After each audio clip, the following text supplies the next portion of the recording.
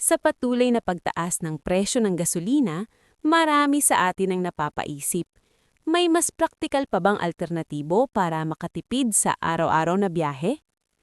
Habang patuloy ang pagbabago sa teknolohiya, unti-unting pumapasok sa usapan ang mga sasakyang dekuryente. Hindi na ito pang future lang, naririto na ito ngayon at ginagamit na ng ilan. Pero sapat na ba ito para palitan ng nakasanayan nating mga sasakyan? Sa video na ito, alamin natin kung ang electric vehicles ba ay tunay na solusyon sa mahal na gasolina o isa lang ba itong option na hindi pa para sa lahat.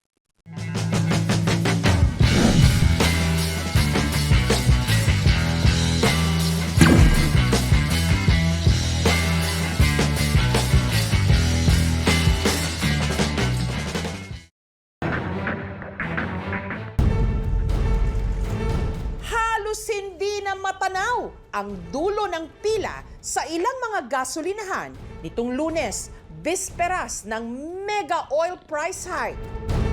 Maraming nagpa-full tank bago magmahal ng 7 to 38 pesos kada litro ang mga produktong petrolyo. Patikim mo lang ng kahit mababa pa ng kaunti. Ang malawakang taas presyo sa mga produktong petrolyo resulta ng umiigting na gyera sa Middle East. Wow. At dahil hindi pa tiyak kung kailan babalik sa normal ang presyo ng langis, ang ating mga kababayan, kanya-kanyang diskarte ngayon para makatipid. May ihihigpit pa ba ang ating mga sinturon?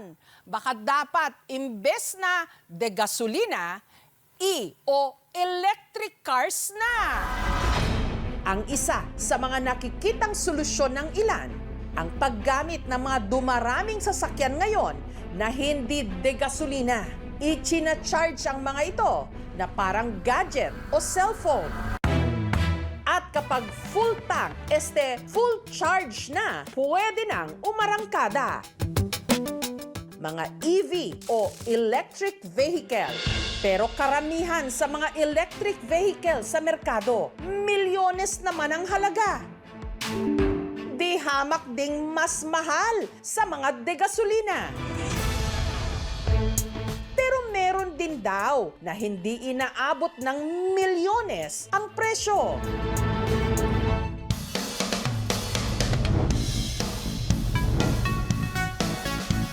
Sa showroom na ito sa Giginto, Bulacan, naka-display ang iba't ibang mga EV na ibinibenta ng dealer na si Jasper. Bali, ito po lahat is galing po sa China. Ang best seller sa mga ito, ang mga cute na kotseng ito. Pero wag daw ang mga itong ismulin. Kasya kasi rito ang 4 hanggang 5 mga pasahero. Ito ang mini electric car o e-car. Tama-tama to sa yung mga maliliit lang yung parking space dahil maliit siya. Tapos madaling isingit, madaling i-park. 8 feet ma'am yung haba niya and 4 feet yung lapad. Yan lang siya ma'am itulak, parang laruan lang. Napakagaan. Sa halagang 130,000 ma'am, naka-e-car ka na. Hindi tulad ng ibang mga EV na kailangan pang dalhin sa mga charging station, ang mini e-car ni Jasper pwede raw i-charge diretso na mismo sa mga power outlet sa bahay. Ang charger kasi nito parang sa laptop lang. Sa charger naman po is meron siyang indicator. Umiilaw po siya ng red pag charging and nagi-green naman po pag full charge na. I-charge sa loob ng 8 hanggang 10 oras ang isang mini e-car. Ang cost lang po niya sa isang full charge is nasa 25 to 30 pesos. Tapos aabot na po siya ng 35 to 40 kilometers. Sa kanyang dashboard, sir, ang makikita po is yung kanyang speedometer, voltmeter, battery bars, and then meron din siyang reverse camera monitor na dito rin makikita sa kanyang panel. Sa pag-release po ng handbrake, is need lang po napakan ng madiin yung brake.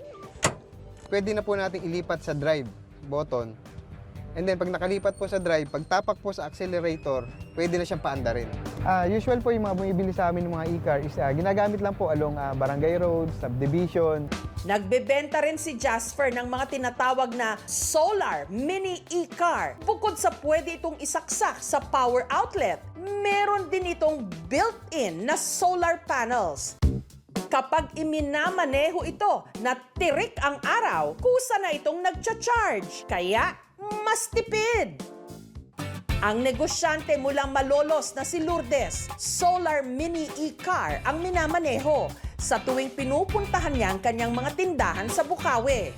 From here sa Malolos, going to Bukawi and going back uli, so nakaka 30 kilometers na yon. Ito ay tumatakbo lang ng 52 to 53 kilometer per hour, kaya nasa gilid lang tayo para safe din naman. Pagka ginagamit ko to, i-charge ko siya ng 6 hours. Pagka mainit while driving, nagkakarga pa rin yung solar power niya. Kaya hindi ako kabado, malaki ang natitipid ko dito, lalo na ngayon. Pero pwede ba ang mga mini e-car sa mga long distance na road trip? Nasa kategory L6 po siya, sa mga low-speed e-car po. Pwede po siya sa highway, basta nasa outermost lane lang, tapos may license.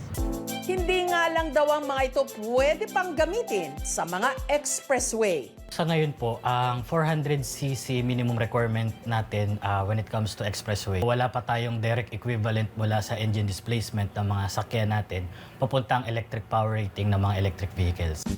Dahil limitado lang ang kayang takbuhin ng baterya ng isang EV, ang ibang mga driver nagkakaroon daw ng tinatawag na range anxiety o yung takot na baka maubusan ng battery habang nasa biyahe. 80% or more of your charging will be always at home charging stations. So it's being addressed already. Target of DOE, 7,300 by 2028.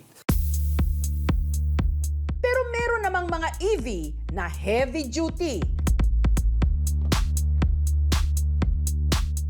Kagaya ng mga e-car na ibinibenta ni Kayla sa showroom na ito sa Caloocan. Kaya raw nitong makipagsabayan sa mga sasakyan kahit pa sa highway o expressway. 200 pesos lang yung full charge niya. 170 kilometers na yung mapupuntahan mo. Siyempre pwede sa expressway, pwede from here to Tagaytay, kayang-kaya po. Yun nga lang, mas mahal ito kumpara sa mga mini e-car. Bawat unit, pumapalo ng mahigit ₱250,000. Ayan, ang ganda. At sa mga naghihigpit ng sinturon pero gusto pa ring makatipid sa gasolina, meron daw silang isa pang option, e-bike na 4 doors. Ito ang 3-wheel e-bike. Ang tiga-Sampaloc sa Maynila na si Sharon, bumili ng 3-wheel e-bike para gawing service. Para talaga sa apo ko yan, naiiwan ko yung mga gamit kahit cellphone ko. Parang pag mag 100% po siya, kailangan nakablink po yan siya lahat. Iwan ko lang po siya dito magdamag. Naka-close naman din po ito, hindi naman mawawala. Hindi naman po siya nag-overheat. Isang linggo, isang beses o 2 beses, siguro nasa 100 pesos, 200 pesos siguro. Sabihin na natin, sulit na ako doon. Eh magkano na ang gasolina natin ngayon? Maliliit itong mga sasakyan na to. Pag hindi magandang klase, pag nabanggayan or nag-short circuit, nangyayari din yan, hindi ba? Kailangan masusi yung pagtingin nyo. Tignan nyo yung dekalidad. Tignan mo kung may pyesa sila. Kumusta naman ang service nila. Kung wala silang ma-provide ng ganyan, medyo umiwas tayo sa ganong klase. Maging responsableng road users ang lahat, sumunod sa mga traffic rules, i-register ang sakyan on time at maging aware sa iba't ibang mga limitasyon at regulasyon sa kalsada.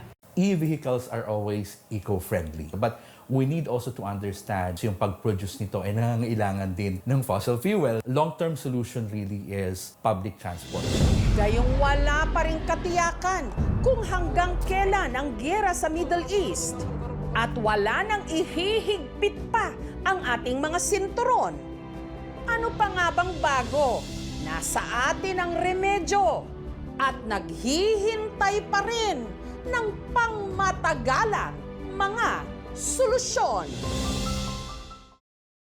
Pero ikaw, kung bibigyan ka ng pagkakataon, lilipat ka na ba sa electric vehicle para makatipid o mananatili ka muna sa nakasanayan?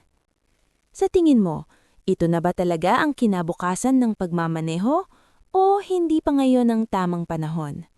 I-comment mo lang sa baba.